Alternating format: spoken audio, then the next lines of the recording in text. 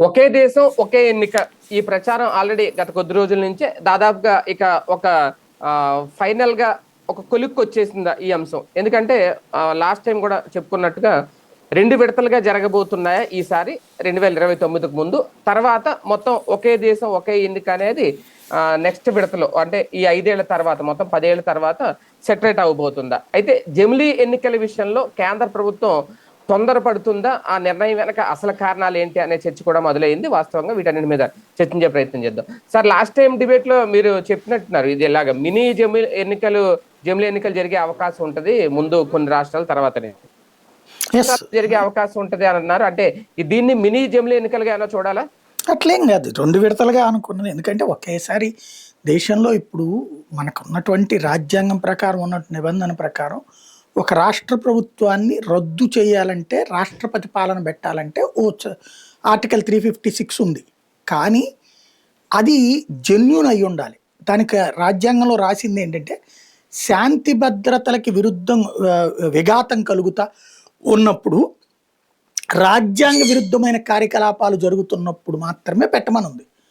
ఒకవేళ రాష్ట్రపతి పాలన గనక ప్రభుత్వం తన చేతిలోకి తీసుకుని, లైక్ ఇందిరాగాంధీ అట్లా చేసింది, రాజీవ్ గాంధీ చేశాడు, అట్లాగే అంతకుముందు జవహర్లాల్ నెహ్రూ టైంలో జరిగినాయి, తర్వాత అప్పుడు ఉన్నటువంటి కాంగ్రెస్ పాలకుల టైంలో రాష్ట్రపతి పాలన సరదాగా చేసేసేవాళ్ళు. అంటే వాళ్ళకి నచ్చని ప్రభుత్వం అధికారంలోకి వచ్చి తీసవతలు పడేసేవాళ్ళు, ఏదో ఒక వంక పెట్టేసేసి. అప్పట్లో న్యాయ వ్యవస్థ కూడా జోక్యం చేసుకునేది కాదు. కానీ న్యాయ వ్యవస్థ క్రియాశీలత 93 తర్వాత ప్రారంభమైన తర్వాత ఈ రాష్ట్రపతి పాలనలు, ఈవెన్ మనకి ఎన్టీ రామారావు అప్పుడు కూడా కోర్టు ఆపింది. ఏది ముందు రాష్ట్రపతి పాలన పెట్టేశారు కదా, నాదెండ్ల భాస్కర్ రావుది తీసేసుకునేసి, అంటే ఫస్ట్ మార్చేయడానికి సిద్ధపడ్డారు కదా. అప్పుడు 30 మంది ఎమ్మెల్యేలు లేనటువంటి వాడికి ప్రభుత్వం ఇచ్చేశారు. అప్పుడు తర్వాత రాష్ట్రపతి పాలనకి రెడీ అయిపోయారు. కానీ ప్రజాగ్రహం చూసిన తర్వాత ఆగారు. అప్పుడు మళ్ళీ ఆయనకే ఇచ్చారు. ఆయన ఎలక్షన్లకు వెళ్ళిపోయారు అనుకోండి, అది 83 తర్వాత 85లో జరిగినటువంటిది.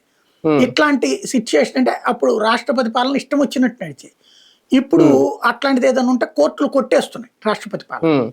కాబట్టి ఇక్కడ మేము ఇట్లా అనుకున్నాం జమిలీ, కాబట్టి మీ ప్రభుత్వాలు రద్దు చేస్తున్నాం అంటే కుదరదు. ఎందుకంటే ఇప్పుడు ఫర్ ఎగ్జాంపుల్ మధ్యప్రదేశ్, రాజస్థాన్, ఛత్తీస్గఢ్ సరే బీజేపీ పాలిత రాష్ట్రాలు కాబట్టి ఓకే. కానీ కాంగ్రెస్ పాలిత రాష్ట్రాలు ఉంటాయి కొన్ని, ఏది ఒక 6 నెలల ముందో ఏమో.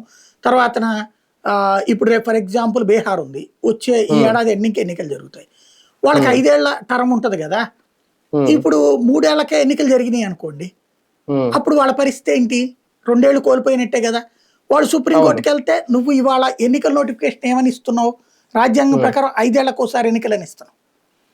5 ఏళ్లకోసారి ఎన్నికలని ఇచ్చిన దాని ప్రకారం నువ్వు పెట్టినప్పుడు మధ్యలో ఎట్టా ఆపేస్తావని అడుగుతుంది. దానికి ప్రభుత్వం దగ్గర సమాధానం కుదరదు, కొట్టేస్తుంది ప్రభుత్వం. అట్లా కాకుండా ఉండాలంటే జమిలీ ఎన్నికలకు ఒక చట్టం తేవాలి.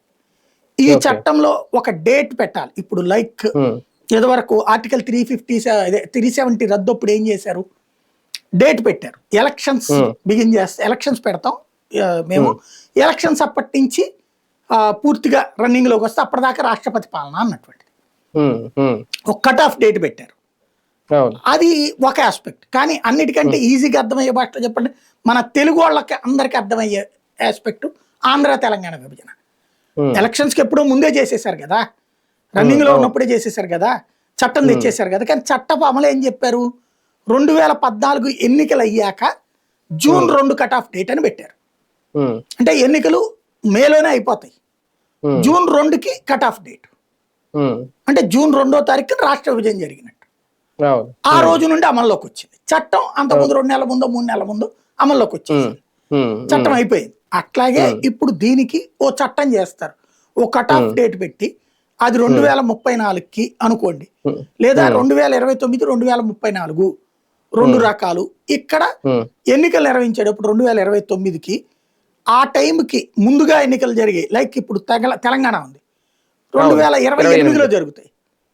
మధ్యప్రదేశ్, రాజస్థాన్, ఛత్తీస్గఢ్ ఈ తెలంగాణ ఎన్నికలకు 1 నెల 2 నెలల ముందు జరుగుతాయి. వాటన్నిటి కూడా ఈ 6 నెలల్లో 8 నెలల్లో ఎక్స్టెన్షన్ ఉండేటట్టు గవర్నమెంట్ ఉండేసి చివరి రోజు దాకా వాళ్ళు ఉంటారు. అప్పుడు మెయిన్ ఎలక్షన్స్ తో కలిపి జరిపేటట్టు.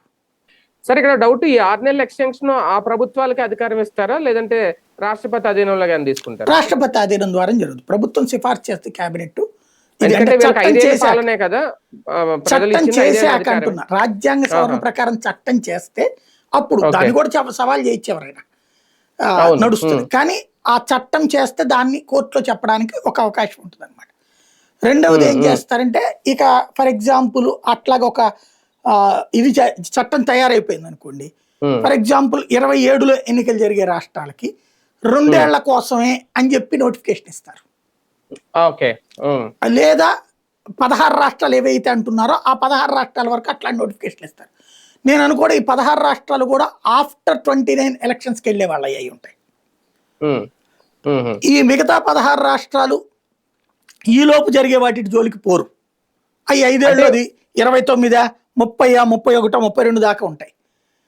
ఆ తర్వాత మళ్ళీ 19 తర్వాత 29న జరిగేటటువంటి వాటికి అట్లాంటి నోటిఫికేషన్ కిందకు వస్తాయి అన్నమాట. అప్పుడు ఫైనల్గా 34కి ఇవన్నీ కూడా లెక్కలోకి వచ్చేటట్టు అన్నది ఇక్కడ పాయింట్ నేను అనుకోవడం. అంటే ఫర్ ఎగ్జాంపుల్ ఇప్పుడు తమిళనాడు లాంటి రాష్ట్రం ఉందనుకో సార్, ఒకవేళ మీరన్నట్టు చట్టం చేస్తే వాళ్ళకి ముందే 2 ఏళ్లకే లేదంటే 3 ఏళ్లకే పాలన, 3 ఏళ్లకే ఎన్నికలు అనేది ఆ చట్టంలో చేసి ముందే చెప్పేస్తారా? అది అలాగే కనుక అంటే అలాంటి రాష్ట్రాలు అంగీకరిస్తాయా? ఎందుకంటే 5 ఏళ్ళకి పెట్టుకునే ఖర్చు వాళ్ళకి 3 ఏళ్ళ కంటే ఒక రకంగా లాస్ అవుతారు కదా. అంటే నేను అనేది అదే, ఇప్పుడు చేయడం కుదరదు. అది చట్టం చేస్తే చట్టం తర్వాత క్లారిటీ వచ్చినట్టు. చట్టం చెయ్యక ముందు అట్లా చేయడానికి కుదరదు రాజ్యాంగం ప్రకారం. చట్టం చేయడానికి ఇప్పుడు జరుగుతాయి రేపు ఎన్నికలు, ఏడాది ఎన్నికలోనే వచ్చే ఏడాది అక్కడ జరిగేది. ఎన్నికలు జరిగితే 5 ఏళ్ళు ఉంటుంది. అది ఇప్పుడు 26లో జరుగుతుంది, 31 దాకా ఉంటుంది అది. ఎందుకంటే అప్పటికి చట్టం అవ్వదు. చట్టం చేసిన తర్వాత కట్ ఆఫ్ డేట్లు పెడతారు, 2 కట్ ఆఫ్ డేట్లు. అందులో అప్పటి నుంచి చేసేటటువంటి వాటికి 5 ఏళ్ళు ఛార్జ్ ఫస్ట్ ట్రిప్ ఇస్తారు, రెండోసారి ఈ లెక్క పెడతారు. అంటే రేపు 2029 ఒకే నిజంగా 16 రాష్ట్రాలకు ఒకేసారి కనుక ఎన్నికలు జరిగితే ఆ 16 రాష్ట్రాల ఎన్నికలు జరిగే ముందే చట్టం చేసేసి తర్వాత మళ్ళీ ఎన్నికలు ఎప్పుడు జరగాలని ఆ చట్టంలో నిబంధనలన్నీ పెట్టేస్తారు. అప్పుడు 2034 డెడ్ లైన్ పెట్టుకున్నాం అనుకోండి, ఎవరికి ప్రాబ్లం లేదు. అయితే 2029 తర్వాత ఈ రాజకీయ సంక్షోభం వచ్చేదన్న రాష్ట్రంలో ప్రభుత్వం కూలిపోయి మళ్ళీ ఎన్నికలు పెట్టాల్సి వచ్చింది అనుకోండి, అప్పుడు నోటిఫికేషన్ ఇచ్చేటప్పుడు 3 ఏళ్ల కోసమా 4 ఏళ్ల కోసమా, ఎన్నేళ్ల టర్మ్ ఉంటే అన్నేళ్లు పెడతారన్నమాట. అది జరగబోయేది. సార్ ఒకటి జమిలీ ఎన్నికలు ఒకే దేశం ఒకే ఎన్నిక రావడం మంచిదే అన్ని రకాలుగా. ఎందుకంటే ముందే చాలా సార్లు కూడా మన కిషన్ రెడ్డి గారు చెప్పినట్టు ఖర్చు రకంగా చూసుకుని ఏ రకంగా. కానీ ఇప్పుడు మీరన్న పాయింట్ లాంటిది నేను అడగలను, ఎక్కడైనా రేపొద్దున్న ఈ జమిలీ మొదలైపోయిన తర్వాత అవిశ్వాసం లాంటిది ఏర్పడితే ప్రభుత్వాలు నిజంగా కూల్ చేస్తే, అంటే అటువంటి దాటికి తావు లేకుండా ఏమైనా చట్టం చేస్తారా? అటువంటిది జరిగితే వాళ్ళు వెయిట్ చేయాల్సిందేనా మళ్ళీ 3 ఏళ్ళో 4 ఏళ్ళో? లేదు, అదే నేను చెప్తోంది. ఎన్నేళ్ళు ఇప్పుడు ఫర్ ఎగ్జాంపుల్ ఇవాళ మన ఉంది ఏడాది అయింది. ఇప్పుడు ఈ చట్టం వస్తే గనక మళ్ళీ నెక్స్ట్ ఎలక్షన్ 4 ఏళ్ల వరకే. మీకు ఈజీగా అర్థమయ్యే భాషలో చెప్పాలంటే MLC MP elections concept. MLC గనక మధ్యలో పదవి వదులుకున్నాడు అనుకోండి, మిగతా ఎంత టర్మ్ ఉందో అంతే. మీకు అప్పుడు గుర్తుందా, అనురాధ గారిది 2 ఏళ్లకో ఏమో టర్మ్ ఉన్నటువంటి దాంట్లో వస్తే ఆమె వద్దని చెప్పేసి, ఆ తర్వాత లేదు నేను అట్ట అనలేదని ఆమె చెప్పింది, కానీ అప్పుడు వేరే వాళ్ళకి ఇచ్చేశారు. ఆ తర్వాతన ఈవిడ డైరెక్ట్ ఎలక్షన్ లో గెలిచింది ఈజీగా. అంటే గుర్తుండడానికి చెప్తున్నా పాయింట్. అట్లాగే ఇప్పుడు రాజ్యసభకి సంబంధించి ఈయన విజయసాయి రెడ్డిది ఉంది, ఆ 4.5 ఏళ్ళేమో ఉంది ఆయనకి టర్మ్. అంతవరకే ఆయనకు వర్తిస్తుంది. ఎవరికి? ఇప్పుడు తీసుకున్న పాకా సత్యనారాయణ గారికి. అట్లాగే ఉంటది ఎమ్మెల్సీ నుండి ఎంపీలకి రాజ్యసభకి. సేమ్ ఇక్కడ కూడా అట్లాగే ఉంటది. ఇప్పుడు ఎలక్షన్ అయితే ఇప్పుడు ఎలక్షన్ జరిగిపోద్ది, అవిశ్వాస తీర్మానం ప్రభుత్వం కూలిపోతే 5 ఏళ్ళు ఉండదు. ఎన్ని రోజులు ఇంకా మళ్ళీ నెక్స్ట్ డెడ్ లైన్ కు ఉంటుందో అంతవరకే ఉండేటట్టుగా ఇది ఇస్తుంది. ఎలక్షన్ కమిషన్ నోటిఫికేషన్ ఇచ్చేటప్పుడు 3 ఏళ్ల కోసం ఎన్నుకోండి అని చెప్తుంది అనమాట. అవిశ్వాసం పెట్టే వాళ్ళు కూడా నాకు ఈ 3 ఏళ్ళ పాలన చాలనుకుంటేనే అవిశ్వాసం పెట్టి నెగ్గగలిగితే తెగాలి, అంతే, లేదంటే లేదు. సార్ ఇందులో రెండో కోణం, రాజకీయంగా భారతీయ జనతా పార్టీకో లేదంటే ఎన్డీఏ కూటమికో కలిసి వచ్చేలాగా జమిలీ వైపు అడుగులు పడుతున్నాయా? అంటే నా దృష్టిలో అయితే ఓ రకంగా తనని తాను పరీక్షకు పెట్టుకుంటుంది. ప్రమాదం కూడా అది. జాతీయ రాజకీయాల ఇంపాక్ట్ రాష్ట్రాల్లో ఉంటుంది ఖచ్చితంగా. అది ఒక పాజిటివ్ థింగ్. జాతీయ స్థాయిలో కొంత కాంగ్రెస్ బలహీనంగా ఉంది, కానీ రాష్ట్రాల రాజకీయాల ఇంపాక్ట్ కూడా కేంద్రం మీద పడుతుంది. ఇప్పుడు తమిళనాడు ఇంపాక్ట్ కేంద్రం మీద పడదా? తమిళనాడులో బీజేపీకి ఎంత ఉందని బలం, కేరళలో ఎంత ఉందని, బెంగాల్లో ఎంత ఉందని, ఆంధ్రాలో ఎంత ఉందని, ఇట్లాంటి ఇంపాక్ట్ పడింది అనుకోండి సెంట్రల్ లెవెల్లో, అంటే శత్రువులు అందరూ ఉత్తరాదిలోనే జట్టు మెయిన్ పడుతుంది. కట్టారనుకోండి, ఉత్తరాది కాదు దక్షిణాది ఎక్కువ, మిగతా సారీ ప్రాంతాలు అదే ఎక్కువ. దక్షిణాదిలో ఎక్కువ పడుతుంది. అట్లాంటప్పుడు ఏమవుతుంది, జాతీయ స్థాయిలో కూడా రాజకీయం దెబ్బ అవుతుంది కదా. అవును అవును. అయితే మేబీ నేను అనుకోవడం వీళ్ళ ధైర్యం ఏంటంటే, నియోజకవర్గాల పునర్విభజన జరిగిపోతుంది కదా ఇప్పుడు, అవును. 850 ఏమవుతాయి, మొత్తం. అందులో ఎక్కువగా దాదాపుగా 400 500 నార్త్ ఇండియానే వస్తాయి. కాబట్టి వీళ్ళకి అక్కడ బెల్ట్ లో గ్యారంటీగా 300 అక్కడ ఉంటది, మిగతా ఇదంతా కలిపితే 100 ఈజీగా కొట్టచ్చు అన్న ధైర్యం అయి ఉండొచ్చు. జమిలీ వల్ల ఎన్డీఏకో లేదంటే భారతీయ జనతా పార్టీకో పార్లమెంట్ లో స్థానాలు పెరిగే అవకాశం ఎంతవరకు ఉంటుంది? అట్లేం చెప్పలేము. అంటే బేసిక్ గా సీట్లన్నీ పెరిగితే ఆటోమేటిక్ గా పెరుగుతాయండి. ఒక ఆస్పెక్ట్ లో అంటే వాళ్ళ నా బలం దృష్టిలో పెంచుకోవడానికి కూడా జమిలీ ఉపయోగపడుతుంది అనే అట్లేం కాదు. ప్రచారాన్ని వాళ్ళ ఎంతవరకు? ఉద్దేశం ఏంటంటే ఇంటలెక్చువల్ థింకింగ్ తో చేస్తున్నారు, మంచి ఉద్దేశమే.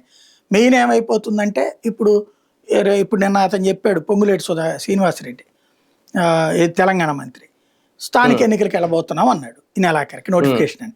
నోటిఫికేషన్ దగ్గర నుంచి ఆ ఎన్నికలు అయ్యేదాకా కోడ్ అమల్లో ఉంటది కదా, ప్రభుత్వానికి సంబంధించిన ముఖ్యమైన పనులు చేయలేరు కదా. మొన్ననే ఎమ్మెల్సీ ఎలక్షన్ కోడ్ అయింది, అంతకుముందు పార్లమెంట్ ఎన్నికలు కోడ్ అయింది. ప్రతి ఎన్నిక 2 నుంచి 3 నెలల పాటు కోడ్ అమలు అవుతుంది.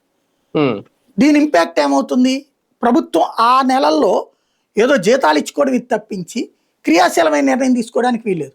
తీసుకుంటే కోర్టులో కొట్టేస్తారు లేదా స్టే పెట్టేస్తారు. అది ప్రభావితం చేసేదని చెప్పేసి ఎన్నికల సంఘం జోక్యం చేసుకుంటుంది. అట్లాంటప్పుడు నష్టం కదా. ఇంకా అసలు వీళ్ళ పరిపాలన ఎంతకాలం ఉంటుంది? ఇప్పుడు ఫర్ ఎగ్జాంపుల్ క్రిందసారి జగన్కే ఉందనుకుందాము, స్థానిక ఎన్నికలకు సంబంధించి నోటిఫికేషన్ ఇవ్వాల్సి వచ్చింది.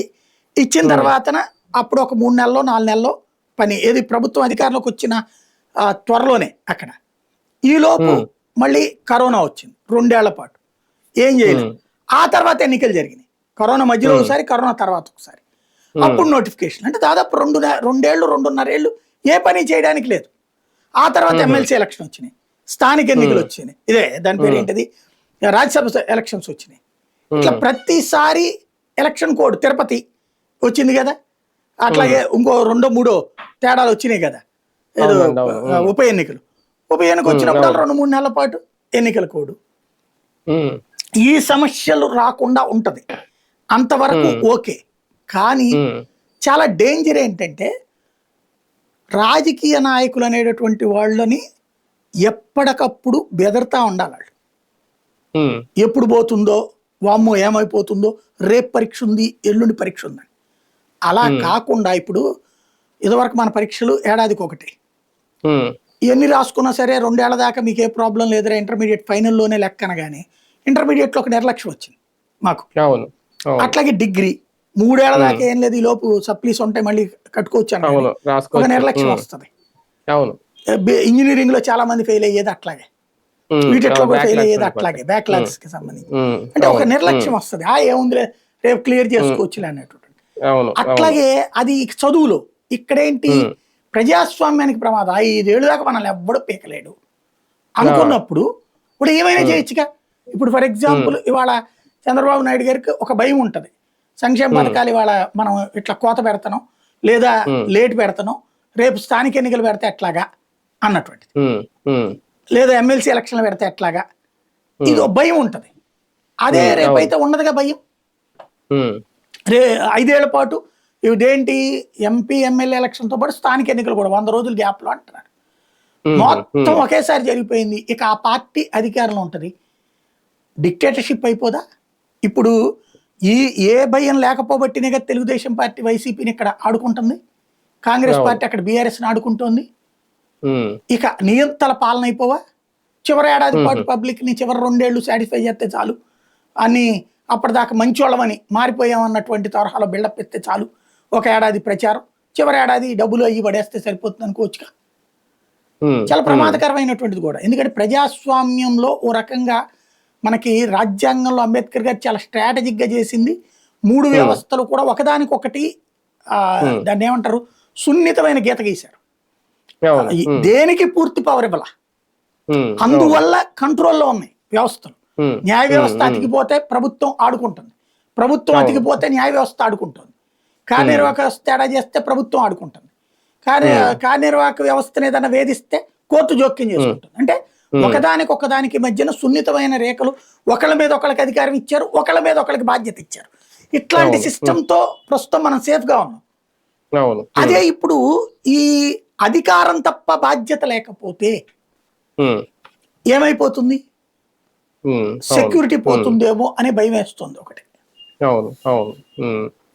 కానీ ఒకటి సార్, ఇందులో మైనస్లు కూడా ఒకసారి చూస్తే జమిలీ వాళ్ళు ఇప్పుడు ఇప్పుడు సపోజ్ ఒక్కొక్క రాష్ట్రం ఒక్కొక్కసారి ఎన్నిక జరుగుతుంది కాబట్టి ప్రచారకర్తలను లేదంటే top celebrities no like Pawan Kalyan garu లాంటి ఇలాంటి వాళ్ళని వాడుకుంటున్నారు. ఒకసారి ఈ సంవత్సరంలో ఈ రాష్ట్రంలో ఇలాగే, రేపొద్దున ఒకేసారి అంటే ఆ ప్రచారంలో కూడా ఇలాంటి ఇబ్బందులు రావా?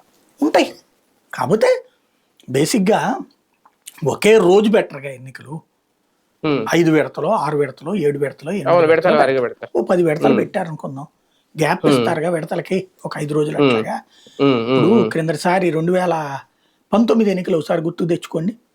ఉమ్, ఫస్ట్ ఫేజ్ లో అనుకుంటాం మన ఏపీని ఎన్నికలు, ఫస్ట్ ఫేజ్ లో అవును. Second phase. అవును. ఉమ్, చంద్రబాబు గారు ఏం అవును. చేశారు? 45 రోజులు పట్ట ఉమ్, తర్వాత ఎన్నికలు కాంగ్రెస్ ఉమ్, తరపున ప్రచారం చేసి పెట్టారు. కర్ణాటకలో అవన్నీ, అవును, చేశారు. తెలంగాణలో ఉమ్, ఉమ్, బెంగాల్కి వెళ్ళి ప్రచారం చేసి పెట్టారు, అవును. మహారాష్ట్రకి వెళ్ళి ప్రచారం చేసి పెట్టారు శివసేన వాళ్ళకి. ఉమ్, అట్లా చేయలే. ఉమ్. కాబట్టి ఛాయిస్ ఉంటాయి. చివరిలో వాళ్ళకి కొద్దిగా కాకపోతే ఇబ్బంది ఉంటుంది. పరుగులు తీయాలేమో ఆ నెల 2 నెలలు. బెటర్ వాళ్ళకే ఒక ప్రశాంత్, ఒక గొడవ వదిలిపోద్ది ఒక్క దెబ్బతో. అంతే.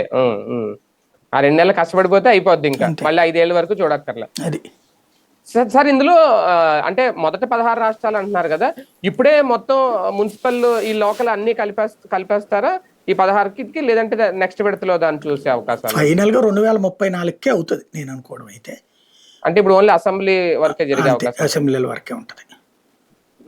కానీ ఒకటిసారి ఇప్పుడు మొన్నటి వరకు జగన్ గారు ఏం మాట్లాడినా ముందు వచ్చేస్తాయి అనుకున్నారు. 4 ఏళ్లే ఉంటాయి, 3 ఏళ్లే ఉంటాయి అనేది ప్రచారం. ఇప్పుడు రిలాక్స్ అవ్వచ్చా 2 పార్టీలు ఆంధ్రప్రదేశ్ వరకు చూసుకుంటే, అంతే వైసీపీ అవుతుంది టీడీపీలకి ఖచ్చితంగా. ఇంకా? ఫస్ట్ మనం అప్పుడు ఉమ్, అనుకున్నాం, మనం కూడా 2027కి అనుకున్నాం, అవును. కానీ అవును. జనాభా అవును. లెక్కలే 26కి తీసుకుంటుంటే ఇంకెక్కడ అవుతుంది అనుకున్నాం కదా నియోజకవర్గాల పునర్విభజన. ఆ తర్వాత అవును. మొన్న మధ్య నిర్మలా సీతారామన్ ఎవరో చెప్పారు, అప్పుడు మనం మాట్లాడుకున్నాం కూడా. ఉమ్, అప్పుడే మనం ఉమ్, కూడా అనుకుంది 34 దాకా ఉమ్, పట్టేటట్టుందనేసి. అవును. అదే ఉమ్, ఇప్పుడు ఉమ్, నిజమవుతోంది.